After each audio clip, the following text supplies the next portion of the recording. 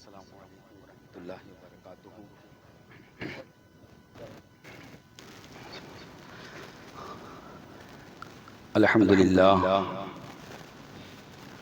अल्हम्दुलिल्लाहिल्लज़ी अब्दअल अफ़लाक वल अर्दीन वस्सलातु वस्सलामु अला मन काना नबिय्यन व आदम बैनल माइ वत्तीन व अला आलिहि व अस्हाबिहि व अज़वाजिहि व ज़ुर्रिय्यातिहि व अहले बैतिहि व शुहदाए मुहब्बतिहि व औलियाए तरीक़तिहि व उलमाए मिल्लतिहि अजमईन। अम्मा बाद फ़अऊज़ु बिल्लाहि मिनश शैतानिर रजीम। बिस्मिल्लाहिर रहमानिर रहीम। इन्नमा युरीदुल्लाहु लियुज़हिब अन्कुम रिज्स अहलल बैत व युतहिरकुम तत्हीरा। सदक़ल्लाहुल अज़ीम व सदक़ रसूलुहुन नबियुल अमीनुल मुख़्तारुल करीम व नहनु अला ज़ालिका लमिनश शाहिदीन व शाकिरीन वल हामिदीन वल मुक़िनीन व ज़ाकिरीन वल्हम्दुलिल्लाहि रब्बिल आलमीन। इन्नल्लाह व मलाइकतहु युस्सल्लूना अलन नबी या अय्युहल्लज़ीना आमनू सल्लू अलैहि व सल्लिमू तस्लीमा। अल्लाहुम्मा सल्लि अला सय्यिदिना मौलाना मुहम्मद व अला आलि सय्यिदिना व मौलाना मुहम्मदिन व बारिक व सल्लिम सलातन व सलामन अलैका या रसूलल्लाह सल्लल्लाहु तआला अलैहि व आलिहि व सल्लम। कलमे तौहीद है तेरी शहादत ए हुसैन,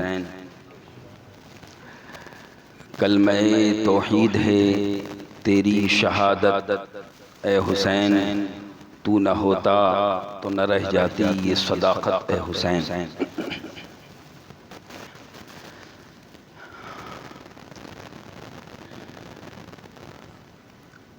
ये मुक़द्दस और बाबरकत अज़मतों वाला और बरकतों वाला महीना माह मुहर्रमुल हराम शरीफ का महीना, इस्लामी साल का ये पहला महीना, और अल्लाह का शुक्र है कि ये इस नए साल का यह पहला जुमातुल मुबारक है।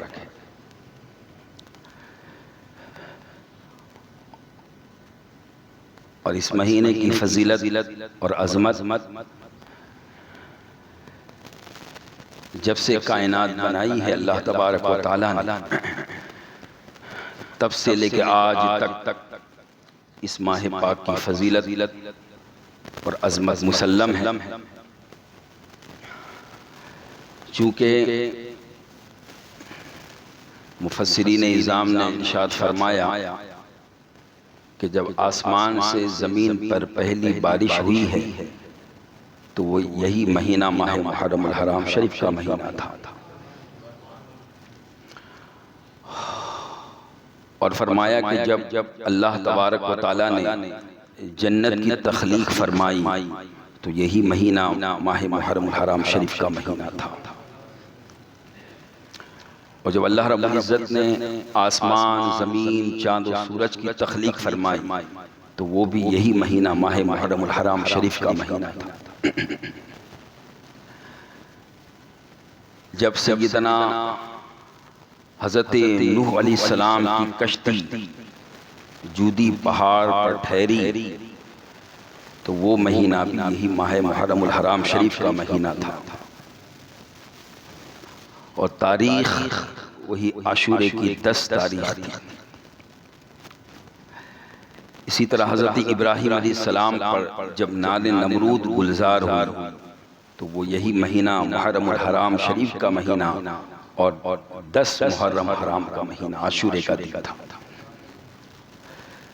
हज़रत सय्यदना यूनुस अलैहिस्सलाम जब मछली के पेट से बाहर तशरीफ़ लाए तो वो भी महीना माह मुहर्रमुल हराम का और आशूरे की 10 तारीख़ थी। हज़रत सय्यदना इद्रीस अला नबीना अलैहिस्सलातु व तस्लीम और हज़रत सय्यदना ईसा रूहुल्लाह अलैहिस्सलातु व तस्लीम को जब अल्लाह ने जिंदा आसमान पर उठाया जिस्म रूह के साथ जिंदा आसमान पर उठाया, तो वो भी महीना मुहर्रमुल हराम शरीफ का महीना और तारीख 10 आशूरे की थी। गोया के 10 मुहर्रमुल हराम की तारीख ये ऐसी अजीम तारीख है कि ये तारीख बड़े बड़े अंबिया अलैहिस्सलाम को उस दिन अल्लाह तबारक व तआला ने इनामात से नवाजा। और उसके बाद सैयदना मूसा अलैहिस्सलाम, हजरत मूसा कलीमुल्लाह अलैहिस्सलातु व तस्लीम, जब उनको अल्लाह तबारक व तआला ने फिरौन जैसे दुश्मन से नजात अता फरमाई, तो वो महीना भी मुहर्रमुल हराम शरीफ का महीना और आशूरे का दिन था। यही वजह है कि जब रसूल पाक सल्लल्लाहु अलैहि वसल्लम मक्का मुअज्जमा से मदीना मुनव्वरा जब हिजरत फरमा के तशरीफ ले गए, तो आपने देखा कि मदीना के जो यहूदी मूसा अलैहिस्सलाम के मानने का दावा करने वाले, उनको देखा कि वो हर आशूरे के दिन रोजा रखते हैं। मुहर्रम के महीने में आशूरे के दिन रोजा रखते हैं। तो रसूल पाक सल्लल्लाहु अलैहि वसल्लम ने उनसे पूछा कि तुम आज के दिन रोजा क्यों रखते हो? तो कहा इसलिए कि आज के दिन हमारे नबी हजरत मूसा कलीमुल्लाह अलैहिस्सलातु व तस्लीम को अल्लाह तबारक व तआला ने दुश्मन से नजात अता फरमाई थी, तो उसके शुक्रिये में आज के दिन हम रोजा रखते हैं। वो तो हुजूर अकरम अलैहिस्सलातु वस्सलाम ने इरशाद फरमाया कि तुमसे ज्यादा हम मूसा के मानने वाले। आपने हुक्म दिया कि रोजा रखो, और इंशाअल्लाह जब हम रोजा रखेंगे तो एक दिन और मिला के रखेंगे, ताकि यहूदियों से एक तरह से मुशारकत न होने पाए, मुशाबहत न होने पाए कि वो एक रखते हैं आशूरे का, हम 2 रखेंगे, या तो 9-10 रखेंगे या 10-11 रखेंगे। तो इस हदीस को सामने रखते हुए फुक़हा इस्लाम ने इरशाद फरमाया कि आशूरे का एक रोजा न रखना बेहतर है, बल्कि 2 रोजे रखना अफजल है। अगर किसी ने रख लिया तो गुनहगार नहीं होगा, लेकिन अफजल यह है कि 2 रखे, या तो 9-10 रखे या 10-11 रखे, ताकि हुजूर की उस हदीस पर अमल हो जाए। तो आशूरे का दिन इतनी अजमत वाला कि अंबिया अलैहिस्सलाम को नेमतें अल्लाह तबारक व तआला ने उस दिन अता फरमाई। और फिर ये भी जहन में रखें कि मुफस्सिरीन फरमाते हैं, जब तक रमजान के रोजे फर्ज नहीं हुए थे, रमजान के रोजे की फर्जियत जब तक अल्लाह की तरफ से आई नहीं थी, वहां तक मुसलमानों पर आशूरे का रोजा रखना फर्ज था। और जब रमजान के रोजे की फर्जियत आ गई, तब हुजूर ने फरमाया कि अब चूंकि रमजान में तो रखना लाजिमी है, अब आशूरे का जो चाहे रखे, जो चाहे ना रखे, यानी इसको नफली करार दे, लेकिन इसकी फजीलत वो बरकरार रही। कि हुजूर ने फरमाया एक दूसरी हदीस में कि रमजान के जो रोजे हैं उसका मुकाबला तो कोई रोजा नहीं कर सकता, लेकिन रमजान मुबारक के रोजों के बाद सबसे अफजल जो रोजा और सबसे बुलंद मर्तबा जो रोजा है वो आशूरे का रोजा है।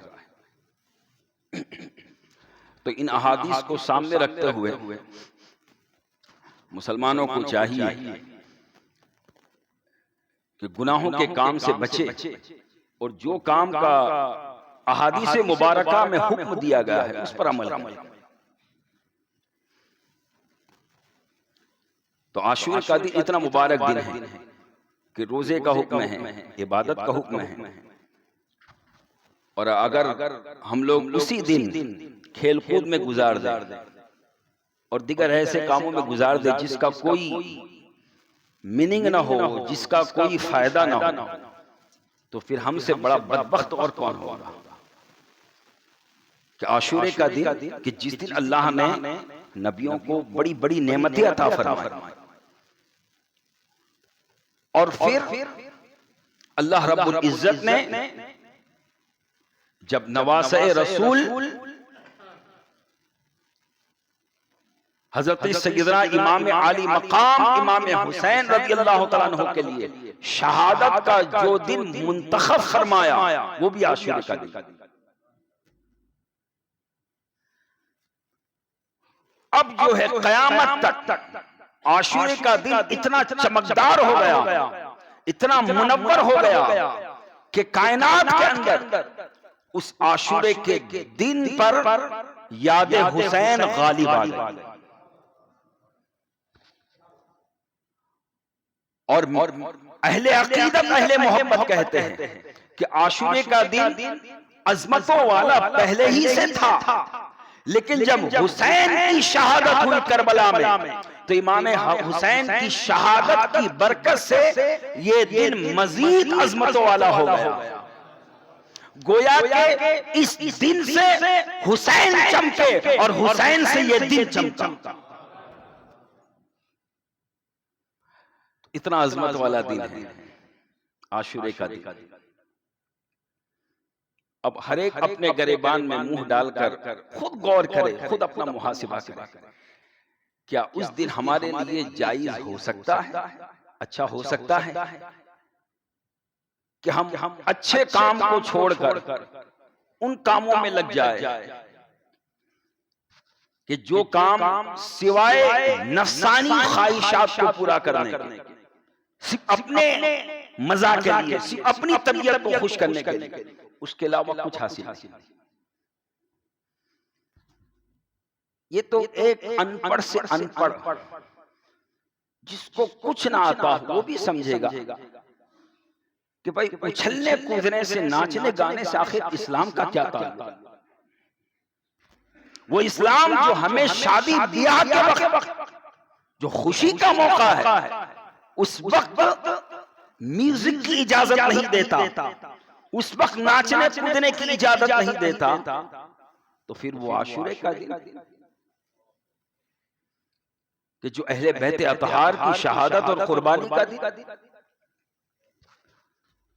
आखिर गौर करे कि आखिर ये जो कुर्बानी, ये जो शहादतें हैं, ये जो शहादत है, ये जो कुर्बानी है, आखिर इसका मकसद क्या था? कुर्बानी हुई क्यों? शहादतें क्यों दी गई?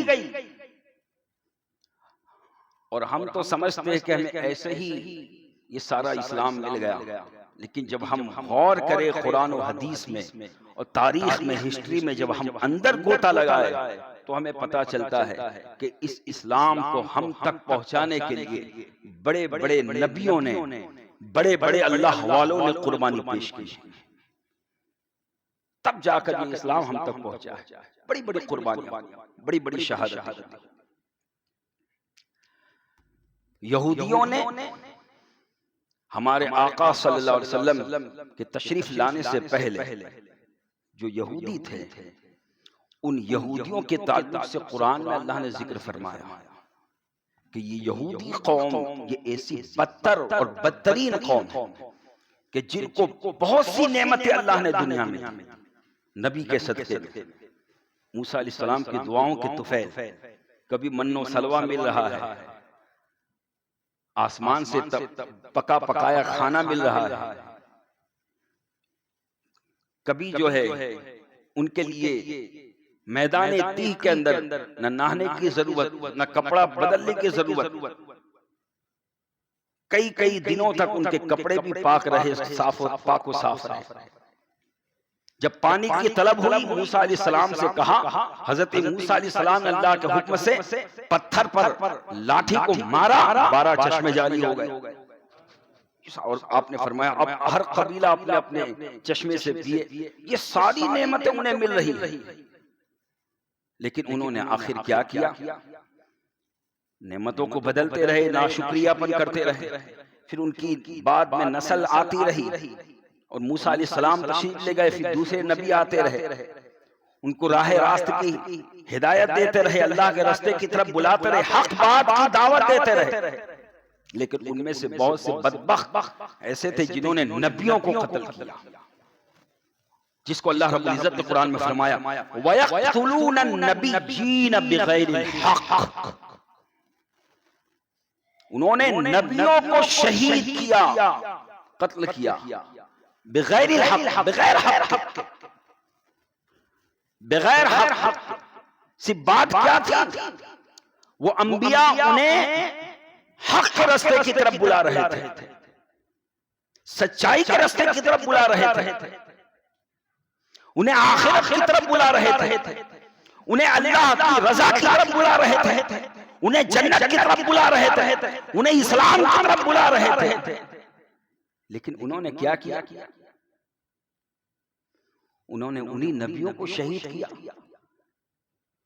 कभी हजरत ज़करिया अलैहिस्सलाम को शहीद किया, कभी हजरत यहया अलैहिस्सलाम, कभी दीगर अंबिया अलैहिस्सलाम, बहुत से नबियों को शहीद किया।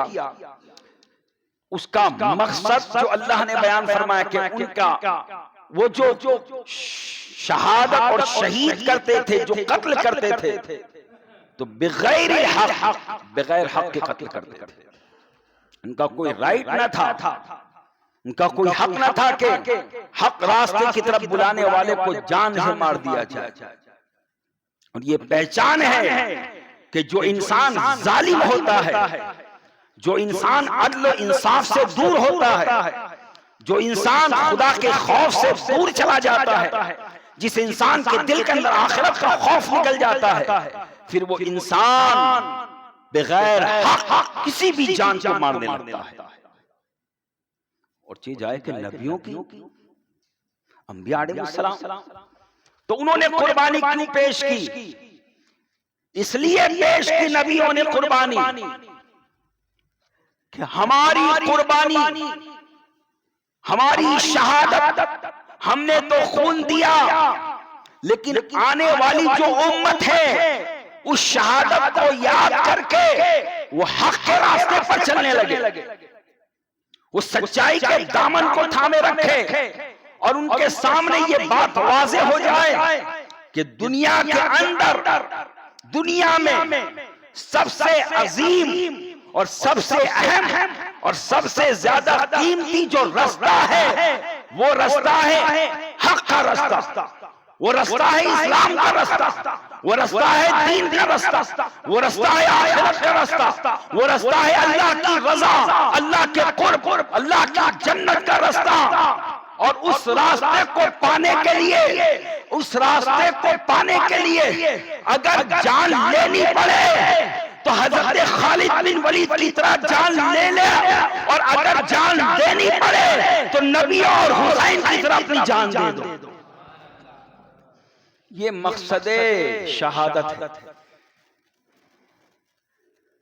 ये मकसदे शहादत है कि अपनी जान देकर हक को बचाया जाए। और ये बातें करना तो बड़ा आसान है, लेकिन ये रास्ता बड़ा कठिन है, बड़ा मुश्किल मरहला है।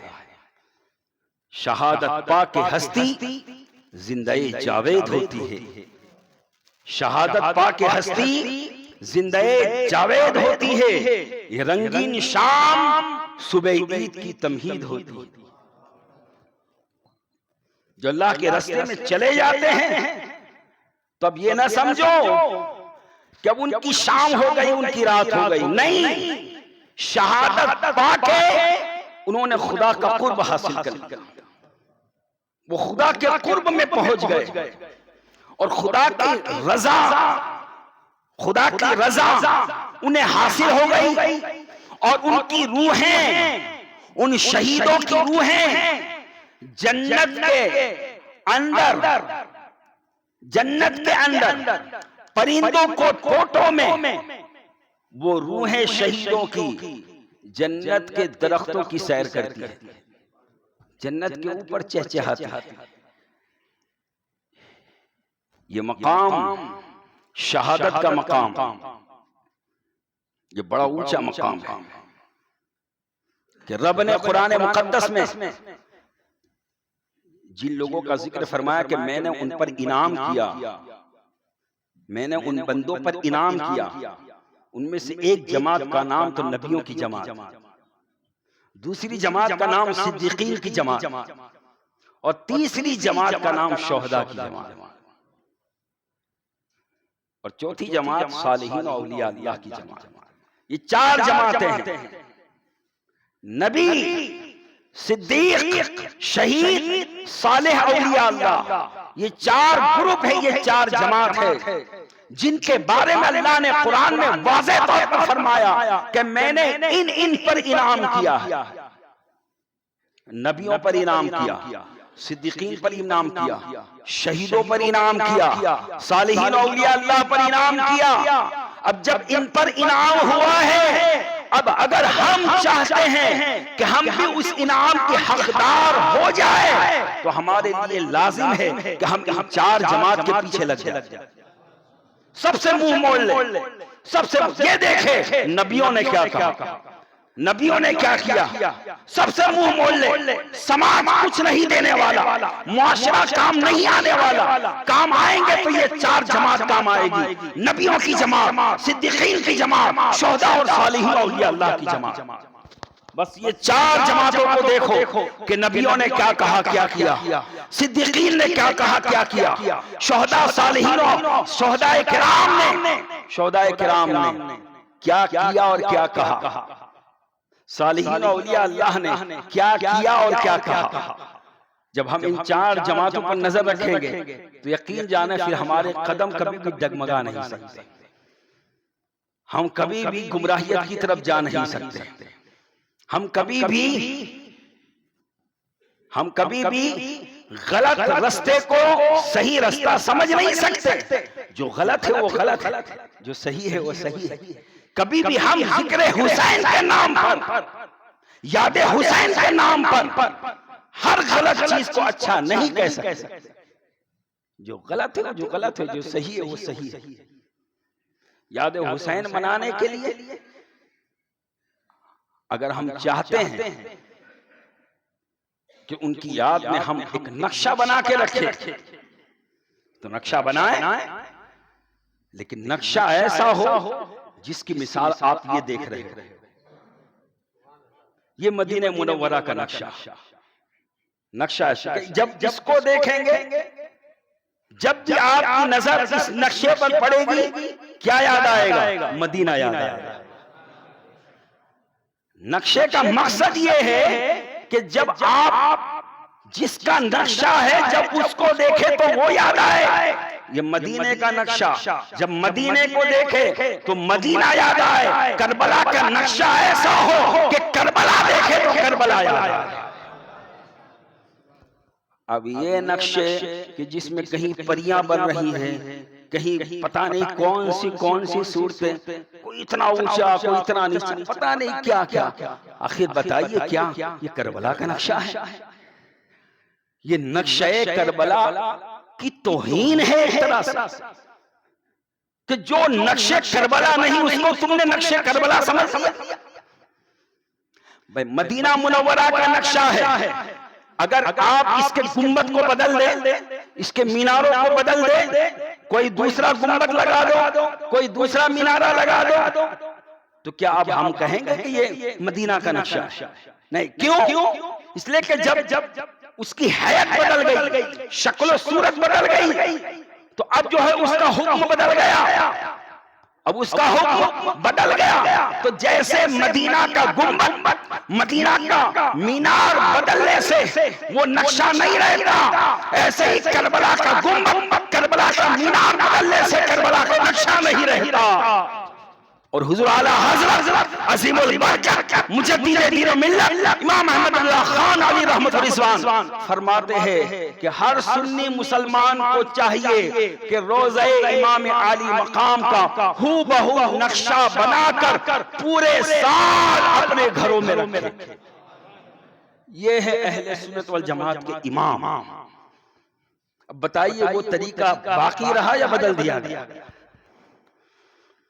पूरा साल जैसे आपने इस नक्शे को बना के रखा है, ऐसे ही हर घर के अंदर रोज़ा इमाम आली मकाम का नक्शा हो, और नक्शे का मकसद कि जब उसे देखे तो जिसका नक्शा है वो याद आए।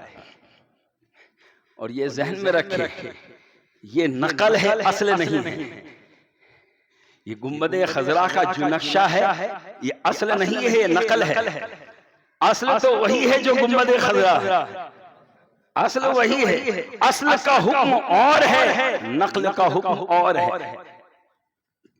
तो जैसे गुंबदे खजरा का नक्शा, इसका हुक्म और है चूंकि ये नकल है, ऐसे ही रोज़े इमाम आली मकाम का नक्शा वो रोज़े इमाम आली मकाम का नक्शा और नकल है, उसका हुक्म और है।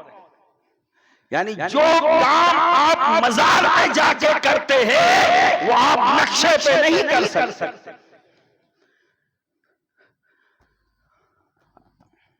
अब सोचने वाली बात है कि इमाम आली मकाम के नक्शे ही पे ये सारे काम क्यों होते हैं? आज तक कभी आपने देखा कि मदीने मुनव्वरा के नक्शे पे आके किसी ने ये काम किया? हालांकि पूरी उम्मत का इस बात पर इत्तेफाक है और कुरान और हदीस इस बात पर गवाह है कि हुसैन जो कुछ है नबी से है, नबी से है। लेकिन नबी ने कहा है हुसैन मिन्नी व अना मिनल हुसैन, हुसैन मुझसे है और मैं हुसैन से हूं। तो इमाम आली मकाम में जितने कमाल है वो सारे कमाल नबी के दिए हुए हैं। और मकाम और मर्तबा किसका अफजल वाला? जाहिर है इमाम आली मकाम तो फिर भी उम्मती है। हमारे आका की शान तो ये है कि आदम से लेके ईसा तक सारे नबी उनसे कमतर है और वो सबसे बुलंद वाला, सबसे औला व आला हमारा नबी, सबसे बाला व वाला हमारा नबी। तो जब नक्शे इमाम आली मकाम के साथ जो काम किया जाता है वो काम आज तक रोज़े रसूल का नक्शे के साथ क्यों नहीं किया? एक सवाल है। इसलिए कि अगर वहां जायज है तो फिर यहां भी जायज है, अगर वहां ना जायज तो फिर यहां भी ना जायज। अगर वहां करते हो तो यहां क्यों नहीं करते? इसलिए कि हमारा तो अकीदा ये है कि अहले बैत नबी के घर वाले, उनको जो कुछ मिला है नबी के सदक़े से मिला है। नबी से निस्बत है तो सब कुछ है, बल्कि वो तो घर वाले हैं, उनकी शान तो बहुत बुलंद वाला। हम जैसे गुलाम, हम जैसे नाकारा, हम जैसे निकम्मे, हम भी जो थोड़े बहुत है तो किस वजह से? नबी की निस्बत से। अगर वो निस्बत खत्म हो जाए सब खत्म, फिर कुछ नहीं रहता। नबी की निस्बत खत्म तो क्या नमाज, क्या रोजा, क्या ज़कात, क्या हज, क्या कलमा, कुछ नहीं। तो निस्बत रसूल ही से मोमिन है, निस्बत रसूल ही से वली है, निस्बत रसूल ही से शहीद है, निस्बत रसूल ही से ये सारा जहां है, निस्बत रसूल ही से अहले बैत है, निस्बत रसूल से हसन है, निस्बत रसूल से हुसैन है, निस्बत रसूल से अली है, निस्बत रसूल से फातिमा है, सब निस्बत रसूल से है। तो आज उन चार हस्तियों के साथ जो किया जाता है, जिनकी निस्बत से मिल रहा है, उनके साथ क्यों नहीं किया जाता? मालूम ये हुआ कि जब हम गहराई में जाकर देखते हैं तो पता ये चलता है ये अहले सुन्नत वल जमात का इजाद किया हुआ नहीं है, ये किसी और का इजाद किया हुआ है, ये किसी और का इजाद किया हुआ है। जिनके मजहब व मसलक के अंदर कुछ ऐसे फिरके मौजूद है जो अहले बैत की शान इतनी बताते हैं कि नबी से भी बढ़ा देते हैं। कुछ फिरके, लेकिन हम अहले सुन्नत वल जमात है। हमारा अकीदा कुरान और हदीस का अकीदा है और हमारा यह अकीदा कि अहले बैत को जो कुछ फजीलतें और कमालात और दर्जात मयस्सर आए वो सब नबी के सदक़े में, नबी की निस्बत से। अली अली है नबी की वजह से, अली वली है नबी की वजह से, फातिमा सारी जन्नती औरतों की सरदार है नबी की वजह से, हसन और हुसैन जन्नती नौजवानों के सरदार है नबी की वजह से। ये सब खुशखबरी किसने दी? नबी ही ने तो दी। नबी ही ने तो फरमाया इन्नल हसन वल हुसैन सैयदा शबाब अहलिल जन्नह, हसन हुसैन जन्नती नौजवानों के सरदार है। नबी ही ने तो फरमाया ए फातिमा तू तमाम जहान की औरतों की सरदार है। उसी नबी ने तो फरमाया ए अली अना मदीनतुल इल्म व अलीयुल बाबुहा, मैं इल्म का शहर हूं, अली तू इसका दरवाजा है।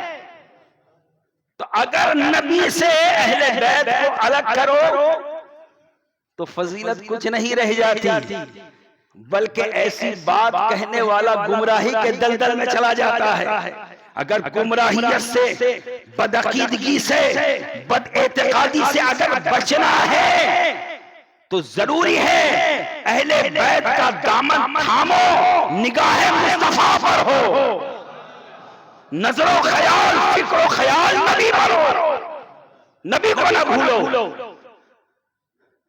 लिहाजा जब इस तरीके से अकीदा रखेंगे तो यकीन जाने फिर आपके दिल में अहले बैत की मोहब्बत ऐसी होगी कि जिस मोहब्बत को नबी ने चाहा था, नबी ने चाहा था।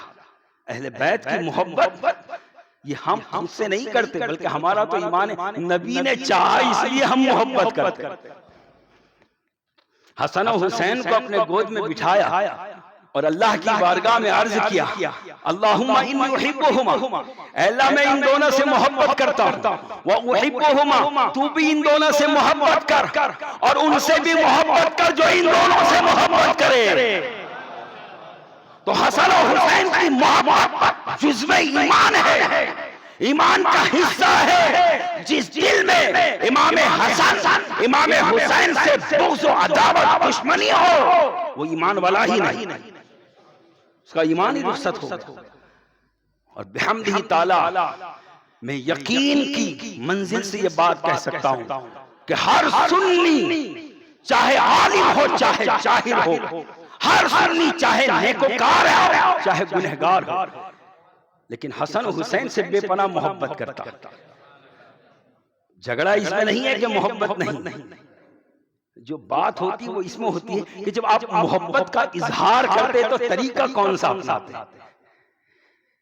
जब आप इन 5 दिनों 10 दिनों के अंदर अहले बैत से मोहब्बत का जब इजहार करते हैं तो तरीका कौन सा अपनाते हैं, वो तरीका दुरुस्त कर, वो जो तरीका जो हमें गलत राह की तरफ ले जा रहा है, जिससे रूह हुसैन भी तड़प रही है, करबला के शहदा भी तड़प रहे हैं कि क्या हमने शहादत इसलिए पेश की थी, क्या अहले बैत में कुर्बानी इसलिए पेश की थी, अहले बैत में कुर्बानी इसलिए पेश की, इमाम हुसैन ने अपना खून इसलिए दिया ताकि यजीदी किरदार दुनिया के सामने आ जाए और दुनिया उस यजीदी किरदार से अपने आप को बचाए और हुसैनी किरदार अपनाए। अब मुख्तसर से जुमले में समझ ले, यजीदी किरदार क्या है, हुसैनी किरदार क्या है। यजीदी किरदार और हुसैनी किरदार।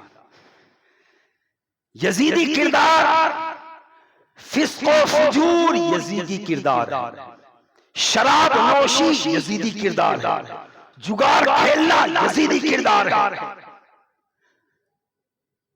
लोगों को नचवाना यजीदी किरदार है, फहाशी और उरियानी यजीदी किरदार। अब सीरत उठा के देखिए, यजीद का किरदार देखिए, उसके अंदर ये सारी खसलतें थी। नमाजों को छोड़ना यजीदी किरदार, हलाल को हराम और हराम को हलाल कहना यजीदी किरदार। अब हम में से हर एक अपने गरेबान में मुंह डालकर सोचे कि हम 10 दिनों में क्या करते हैं, हम किस किरदार को अपनाते हैं। एक यजीदी किरदार की मुख्तसर सी लिस्ट मैंने आपको बताई, वरना फिर अगर इसमें तफसील में जाए तो बड़ी लंबी बात हो जाएगी। मुख्तसर जो हमें नसीहत के लिए जो हम समझ सकते हैं कि यजीदी किरदार में ये फिस्क व फुजूर है, बदकारी है, गुनाह है, शराबनोशी है, नमाजों की चोरी है, जिनाखोरी है, ये यजीदी किरदार है। और हुसैनी किरदार, हुसैनी किरदार, आओ देखो इमाम हुसैन के किरदार को। हुसैन वो है कि जब तक मदीना में रहे एक एक कदम हुसैन का पाक, मक्का पहुंचे एक एक जिंदगी का लम्हा पाकीज़ा, करबला पहुंचे इमाम आली मकाम एक एक लम्हा पाकीज़ा। अरे हुसैनियों, उस हुसैन ने कभी शराब को हाथ तक नहीं लगाया, उस हुसैन ने कभी किसी बुराई की तरफ निगाह न उठाई। वो हुसैन जो नाना के दीन से इतनी मोहब्बत, कुरान से इतनी मोहब्बत, अल्लाह के कलाम से इतनी मोहब्बत, मदीना छोड़ रहे हैं कुरान पढ़ रहे हैं, मक्का छोड़ रहे हैं कुरान पढ़ रहे हैं, करबला में पहुंचे 3 दिन से भूखे प्यासे हैं कुरान पढ़ रहे हैं। ए हुसैनियों गौर करो, तुमने कुरान को पढ़ना छोड़ दिया, कुरान को समझना छोड़ दिया, और इमाम हुसैन है कि ऐसे आलम में भी कुरान का साथ लेकर चल रहे हैं। क्यों? इसलिए कि मेरे आका ने फरमा दिया था, मेरे आका ने फरमा दिया था गदीरे खून के मौके पर, क्या उम्मत मैं तुम में 2 भारी चीजें छोड़े जा रहा हूं, 2 भारी चीजें छोड़े जा रहा हूं, इन दोनों को मजबूती से पकड़े रखना, कभी गुमराह नहीं होंगे। उनमें से एक है अल्लाह की किताब, एक है कुरान, जिसमें नबी ने फरमाया हिदायत है और नूर है, हिदायत है और नूर है। और दूसरी चीज हुजूर ने फरमाया, जो दूसरी भारी चीज है वो मेरी अहले बैत और मेरी इतरत है, मेरी औलाद है, मेरी फातिमा है, मेरे हसन है, मेरे हुसैन है। इन दोनों को मजबूती से पकड़े रखना, कभी गुमराह नहीं। आज हमने कुरान का दामन छोड़ दिया। हुसैन वो है अपने किरदार से बता रहे हैं, करबला में कुरान पढ़ रहे हैं, तिलावत फरमा रहे हैं। अरे हद हो गई कि जब दुश्मनों ने सरे मुबारक को गर्दन मुबारक से अलग कर दिया, इमाम आले मकाम जब शहीद हो गए 10 मुहर्रम उल हराम को, और जब दुश्मन लोग उस हुसैन के सरे मुबारक को नेज़े पर बुलंद करके जश्न की शक्ल में चलते हैं, इतिहास गवाह है, तारीख गवाह है कि सरे हुसैन नेज़े पर भी कुरान पढ़ रहा है, नेज़े पर भी कुरान पढ़ रहा है। वो हुसैन का सरे मुबारक जब तक गर्दन में रहा कभी कुरान को न छोड़ा, जब गर्दन से अलग हो गया तब भी कुरान को न छोड़ा। ऐ हुसैनी किधर जा रहे हो? तुमने कुरान को छोड़ दिया, कुरान को छोड़ दिया, कुरान की तिलावत। खास ये दिन थे कुरान की तिलावत करने के, ये दिन थे हुसैन को याद करने के, ये दिन थे नमाजें पढ़ने के, ये दिन थे इबादत करने के। ये दिन वो थे कि जिसमें इमाम आली मकाम के वसीले से अल्लाह से दुआएं मांगी जाती, ताकि उम्मत पर जो चारों तरफ से मुसीबत है, मुसीबतों का खात्मा हो। लेकिन कितना अफसोस की बात है कि मोहब्बत के नाम पर, मैं ये नहीं कहता कि मोहब्बत न मोहब्बत है, मोहब्बत है, लेकिन मोहब्बत के इजहार का जो तरीका है वो गलत है। मोहब्बत को जाहिर करने का जो तरीका है वो गलत है। मोहब्बत सच्ची मोहब्बत, सच्ची मोहब्बत हमेशा ये चाहती है कि हमें जिससे मोहब्बत है, हमें जिससे मोहब्बत है उस महबूब से हमारी सूरत मिले, हमें जिससे मोहब्बत है उस महबूब से हमारा किरदार मिले, हमें जिससे मोहब्बत है उस महबूब से हमारे अखलाक, हमें जिससे मोहब्बत है उस महबूब से हमारी जिंदगी मिले, उस महबूब का तौर तरीका अपनाए। ऐ उम्मते मोहम्मदी, ऐ हुसैनियों, आज खुद हम अपने आप पर गौर करें कि हमने क्या इमाम हुसैन के अखलाक को अपनाया, इमाम अली मकाम के किरदार को अपनाया। इमाम अली मकाम का मिशन क्या यही था कि 4-5 दिन नाच कूद लो और फिर खत्म? नहीं, सच्चा हुसैनी, पक्का हुसैनी, मोहब्बत में वफादार वो हुसैनी है कि जो सिर्फ इस 5 दिन ही नहीं बल्कि पूरे साल हर वक्त नमाज में हुसैन को याद रखे, हुसैन को याद रखे। ये जहन में रखे, ये जहन में रखे।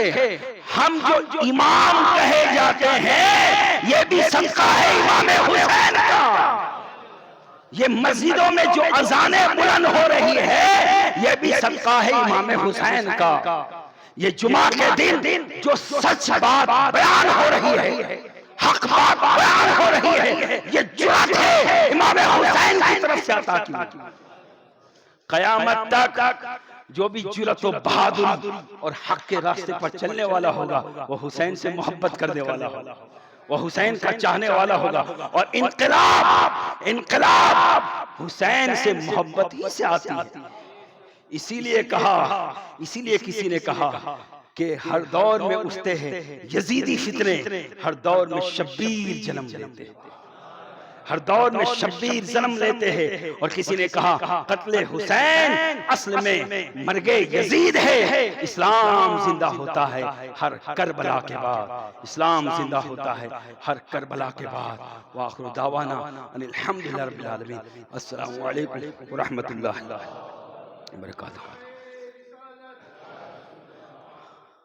दुआ है अल्लाह तबारक व तआला हम सबको अपने प्यारे शहीद महबूब हुजूर के